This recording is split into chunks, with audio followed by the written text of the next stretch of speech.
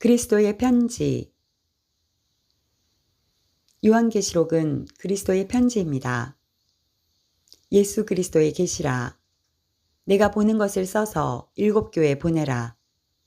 특히 2장에서 3장은 과거, 현재, 미래에 나타날 교회들의 모습을 보여주고 있습니다. 7교회의 특징을 연구하는 것만으로도 많은 유익을 가져올 것입니다. 요한이 이 편지를 기록할 당시만 해도 이해할 수 없었던 일들이 우리 세대에 성취되고 있습니다. 7교회는 모든 시대, 모든 교회를 상징하므로 신약의 모든 신자들이 받은 편지라고 할 수 있습니다. 요한계시록을 읽는 신자는 누구라도 그리스도의 편지를 읽는 것과 같습니다. 모든 시대, 특히 마지막 시대의 모든 교회의 정체는 7교회 중에 하나에 속해 있습니다. 따라서 세계 모든 교회들은 7교회 유형 중 하나입니다. 그리스도를 믿는 모든 신자들도 7 유형 중 하나입니다. 나는 7교회 중 어느 모습일까? 유럽교회는 사대교회처럼 죽어가고 대형교회는 라우디게아 교회처럼 외형적으로 화려하고 부자지만 미지근한 교회입니다. 사람을 숭배하는 이단교회는 버가모와 두아디라 교회의 유형입니다. 이단에 맞서 교리적 순결만 강조하다 보니 사랑이 식혀져 싸늘한 에베소 신자들의 유형도 있습니다. 빌라델피아 교회는 주님의 사랑을 받는 교회로 깨어서 인내하는 신자들입니다. 주님은 7교회에게 격려, 책망, 조언, 약속을 말씀하시는데 이는 교회가 쉽게 부패하고 변질되는 특징을 경고하면서 승리하는 길을 보여주고 있습니다. 그분은 과거에 죄인을 위해 죽으셨고 현재는 신자들을 위해 일하시고 그들을 이기는 자로 양육하여 미래에 준비된 그들을 위해 다시 오실 것입니다. 요한계시록은 하나님의 시간표이며 하나님이 정하신 대로 전진하고 예정된 종말을 향해 나아갑니다.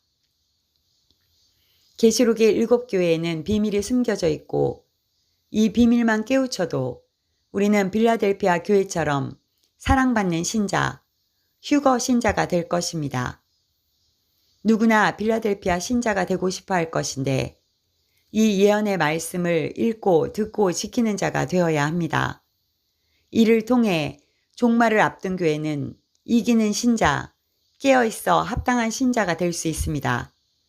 그러므로 요한계시록을 읽고 관심을 기울이는 것은 주님의 뜻입니다. 주님이 다시 오실 때까지 우리는 이기는 자가 되기 위해 영적 전쟁을 지속해야 합니다.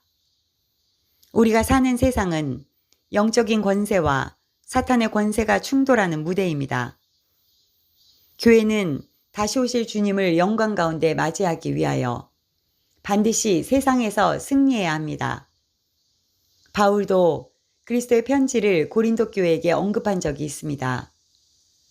너희는 우리로 말미암아 나타난 그리스도의 편지니 이는 먹으로 쓴 것이 아니요 오직 살아계신 하나님의 영으로 쓴 것이며 또 돌판에 쓴 것이 아니요 오직 육의 마음판에 쓴 것이라. 바울은 예루살렘 교회에 베드로나 야고보의 추천사가 없다는 이유로 그의 사도직을 의심받았습니다.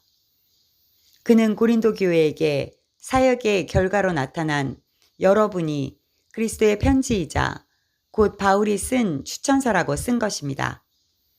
문서로 된 추천서는 없지만 사람의 마음판에 쓴 것이라 했습니다. 돌판은 하나님께서 직접 십계명을 쓰신 편지입니다.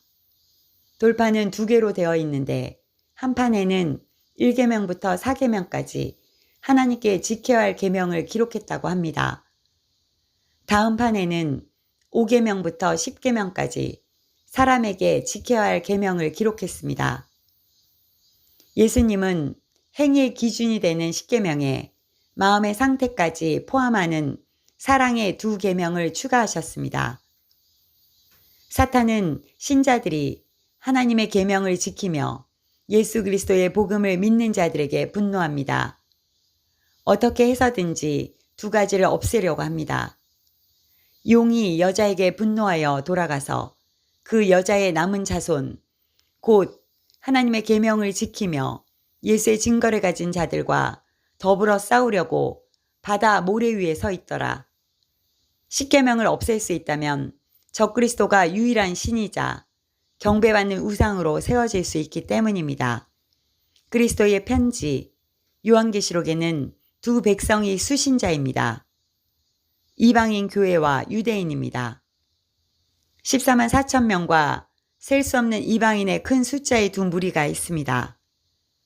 교회 시대는 7장까지이고 8장부터는 유대인 시대로 전환됩니다.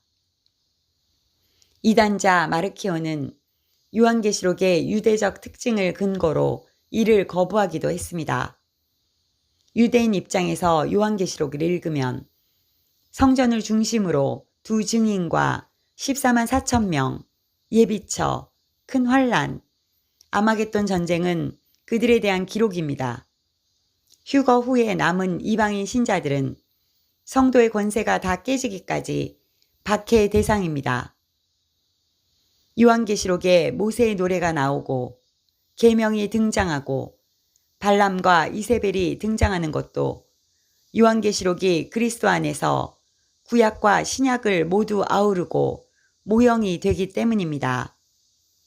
두 백성과 성전과 교회는 그리스도가 통치하시는 천년 왕국에서 하나로 연합할 것입니다. 그리스도의 편지는 이런 간절한 주님의 사랑의 마음이 담겨 있습니다. 그의 백성이 이 비밀을 깨닫고 그리스도 안에서 승리하기를 기대하고 있습니다. 우리는 주님의 마음을 가지고 천국을 침노하는 지혜로운 신자들이 되어야 할 것입니다. 건물로 된 7교회는 적그리스도가 통치하는 기간에 모두 사라질 것입니다.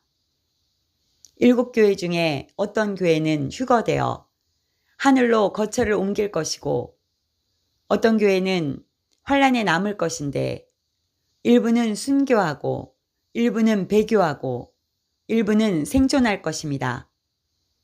요한계시록은 도미티아누스 황제가 통치 기간에 기록된 것으로 알려져 있는데 당시 로마 제국은 황제 숭배를 강요하던 때였습니다.